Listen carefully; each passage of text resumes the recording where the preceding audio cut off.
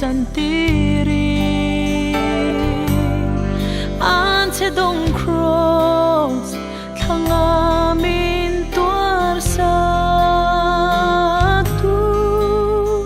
ni tin cross u in ka zui ang che min tir ta che ka chan dam tu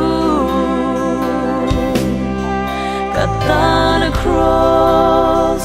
i lo than to vangi i tan nu dan ve tu ri i theng ngarin o in ka zui ang che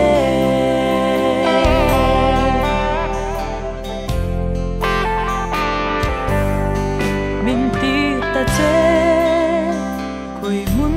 po ni se katlan zelang cross tu la shelo ten cross mangai na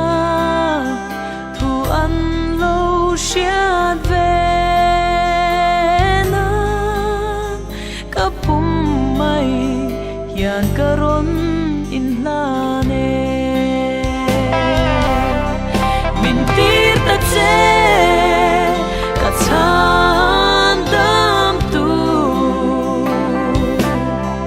ka tan cross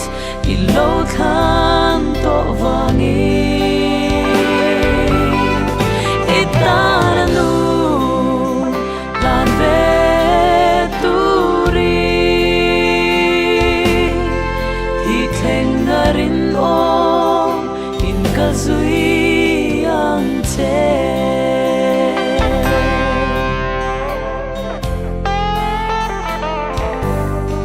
muan om lo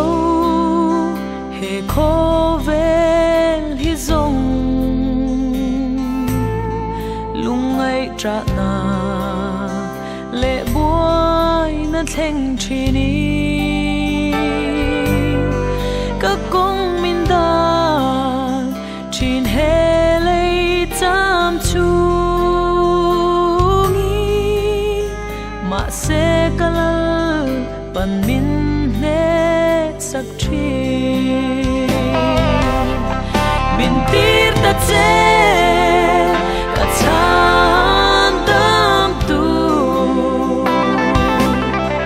ka tan cross i lo than to vangi i tan nu lan ve tu ri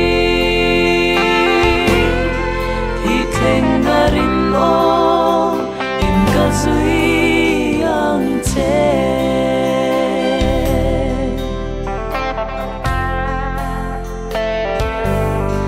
nagina churam